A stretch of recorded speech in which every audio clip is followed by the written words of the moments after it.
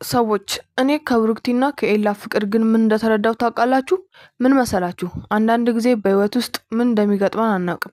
ህይወት እኛ ይሆናል በዚህ መንገድ ነው እንደዚህ ነው የምንኖረው ምናምን ብለን እያሰብን ግን በቃ የሆነች አጋጣሚ ትመጣና መስመራችንን ታስተናለች ወይ ህይወታችን ይቀየራል ማለት ነው በአንድ በሆነች አጋጣሚ እና በዚህ መንገድ ብቻ ይሆናል ብለን ስለደመደምን የሚሆን ነገር የለም። አንዳንድ አስገዳጅ ነገሮች አሉ።